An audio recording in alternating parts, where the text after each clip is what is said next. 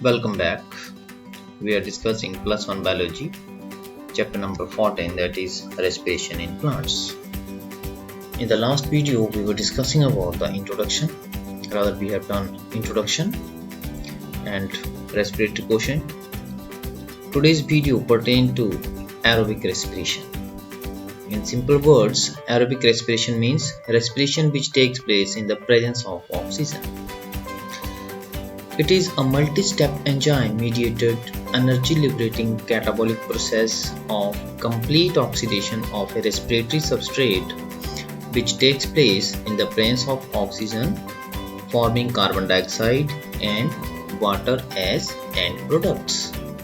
ये एक ऐसा कैटाबॉलिक प्रोसेस है जिसमें बहुत सारे एंजाइम्स जो हैं वो इन्वॉल्व होते हैं। मल्टी स्टेप प्रोसेस है ये।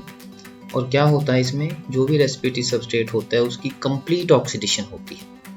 ऑक्सीजन की प्रेजेंस में होता है ये प्रोसेस और इसमें कार्बन डाइऑक्साइड और जो वाटर हैं वो हैं एंड प्रोडक्ट्स के रूप में उनकी फॉर्मेशन होती है। It consists of glycolysis, link reaction, Krebs cycle and terminal oxidation consisting of electron transport chain. तो इसमें फर्स्ट जो स्टेप है that is glycolysis. So we'll start with the glycolysis. Glycolysis is the process of breakdown of glucose into two molecules of pyruvic acid. Glucose का pyruvic acid में टूटना जो है वो सिंपली ग्लाइकोलिसिस कहलाता है। It is the first step of cellular respiration and takes place in the absence of oxygen. ये बात आपने याद रखनी है कि जो ग्लाइकोलिसिस है ये ऑक्सीजन की अब्सेंस में होता है और जो ग्लाइकोलिसिस है ये एरोबिक और एनारोबिक रेस्पिरेशन दोनों में होता है, दोनों के लिए कॉमन है। It takes place in the cytoplasm of the cell. ये एक बहुत और इम्पोर्टेंट बात है कि ज़्यादातर बच्चे लिख देते हैं कि ये माइटोकॉन्ड्रिया में होता है, लेकिन जो ग्लाइकोलिसिस का प्रोसेस है इस सेल के साइटोप्लाज्म में होता है। ये आपने बिल्कुल अच्छी तरह से याद रखना है। इसको हम EMP पाथवे भी कहते हैं क्योंकि इसकी जो ट्रेसिंग थी that was done by Embden Meyerhof Parnas. 3 scientist थे, उन्होंने किया था इसका, तो इसीलिए इसको उनके नाम के आधार पर जो है वो EMP पाथवे भी बोला जाता है। आइए चलते हैं ग्लाइकोलिसिस के जो वेरियस स्टेप्स हैं। अब ये यहाँ पर आप देख सकते हैं ग्लाइकोलिसिस का फ्लो चार्ट बना है। It starts with the glucose. सबसे पहले अगर हम इसको ब्रॉडली देखें तो जो ग्लाइकोलिसिस का प्रोसेस है इसमें दो मुख्यतः फेज हैं। पहला है एनर्जी स्पेंडिंग फेज जिसको बोलते हैं हम। एनर्जी स्पेंडिंग फेज का मतलब इसमें एनर्जी की यूटिलाइजेशन होती है, जैसे ATP जो है वो कंज्यूम होती है। यहाँ पर जैसे हम देखते हैं यहाँ ATP कंज्यूम हो रही है। और दूसरा जो है वो है एनर्जी कंजर्विंग फेज। उसमें जो है एनर्जी की फॉर्मेशन होती है, ATP की फॉर्मेशन होती है और साथ में NADH की, ये भी बाद में ATP की फॉर्मेशन करता है जब आगे इलेक्ट्रॉन ट्रांसपोर्ट चेन में ये एंटर करता है। तो आइए शुरू करते हैं। जो इसका पहला स्टेप है that is phosphorylation. Phosphorylation means addition of phosphate simply. तो ग्लूकोज की फॉस्फोराइलेशन होती है। Glucose gets converted into glucose 6 phosphate. यहाँ पर ATP का एक मॉलिक्यूल कंज्यूम होता है। उसके बाद जो है नेक्स्ट स्टेप है glucose 6 phosphate gets converted into fructose 6 phosphate. अब ये जो एंजाइम है साथ में ये भी आपने याद रखने हैं। पहला स्टेप जो है it is catalysed by hexokinase. जो दूसरा है ग्लूकोज 6 फॉस्फेट जो है वो ये आइसोमरेशन है एक तरह की, तो इसका जो एंजाइम है वो है फॉस्फोग्लूकोआइसोमरेज। उसके बाद फ्रक्टोज 6 फॉस्फेट की द्वारा फॉस्फोराइलेशन होती है। यहाँ पर देखिए एक और ATP का मॉलिक्यूल कंज्यूम हो रहा है। ATP से क्या निकलती है, फॉस्फेट जो ADP में कन्वर्ट। ATP जब कंज्यूम होती है तो ADP और फॉस्फेट निकलती है, तो वो फॉस्फेट की एडिशन है इसलिए इसको फॉस्फोराइलेशन बोलते हैं। तो जो सेकंड फॉस्फोराइलेशन है यहाँ पर होती है और जिसके परिणाम स्वरूप जो fructose 6 phosphate gets converted into fructose 1,6 biphosphate या फ्रक्टोज 1,6 बिस फॉस्फेट भी बोल सकते हैं। उसके बाद फिर होती है स्प्लिटिंग लाइसिस। जो फ्रक्टोज 1,6 बाइफॉस्फेट है it gets broken into dihydroxy acetone 3 phosphate and glyceraldehyde 3-phosphate. GLAP means glyceraldehyde 3-phosphate और DHAP means dihydroxyacetone 3-phosphate.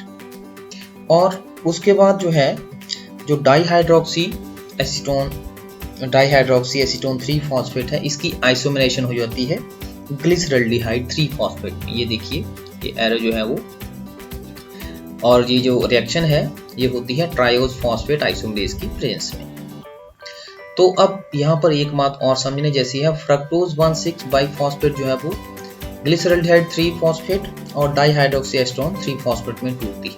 और जो डाईहाइड्रोक्सी एसीटोन 3-phosphate है ये ग्लिसरल्डिहाइड 3-phosphate में कन्वर्ट हो जाता है. मतलब अब हमारे पास दो मॉलिक्यूल बन जाते हैं इसके ग्लिसरल्डिहाइड 3-phosphate के. यहाँ पर एक ग्लूकोज से दो मॉलिक्यूल बने हैं यहाँ पर सेपरेटिंग होने के बाद इसकी.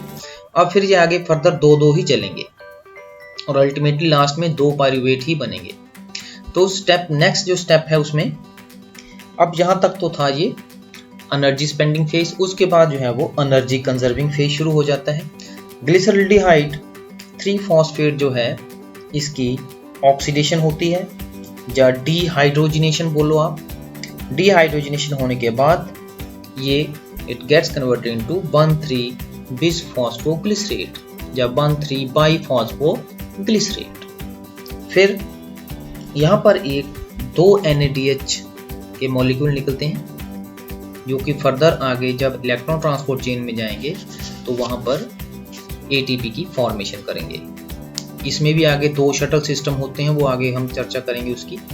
उसके बाद जो है नेक्स्ट स्टेप में सबस्ट्रेट लेवल ATP की सिंथेसिस होती है. यहाँ पर 1,3-बाइफॉस्फोग्लिसरेट गेट्स कन्वर्टेड इनटू 3-phosphoglycerate और जो फॉस्फेट यहाँ से निकला है ADP के साथ मिलकर उसने ATP की फॉर्मेशन की है.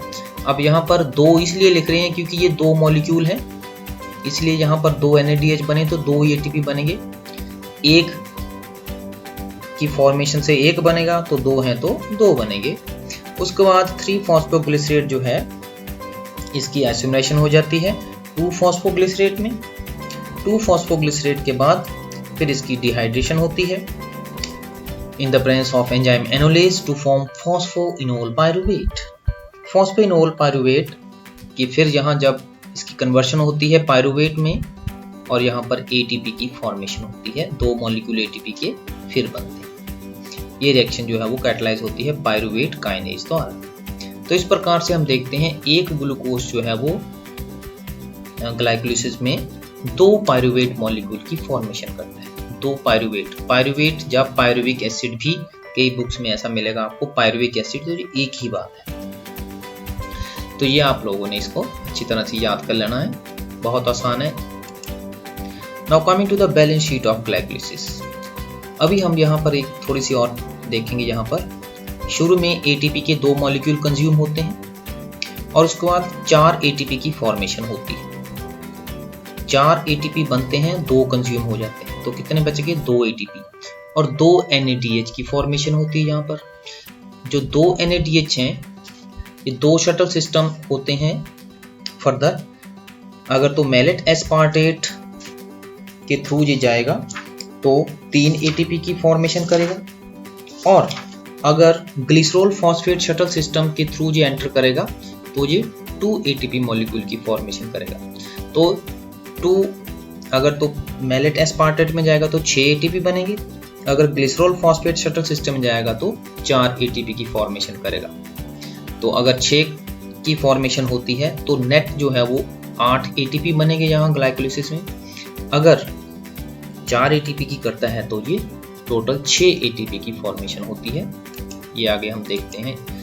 ये देखिए यहाँ पर 2 ATP की जो है उसकी फॉर्मेशन कंजक्शन होती है पहले और उसके बाद 4 ATP की फॉर्मेशन और 2 NADH बनते हैं और ये लास्ट में 2 पायरुवेट के मॉलिक्यूल बनते हैं.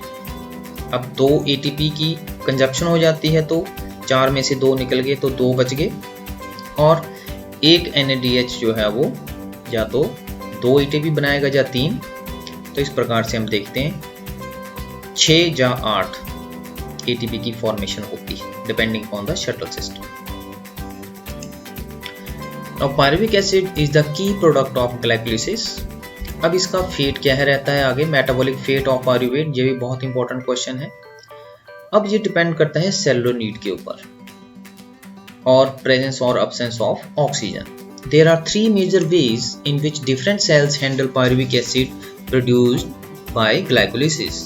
These are lactic acid fermentation, alcoholic fermentation and aerobic respiration.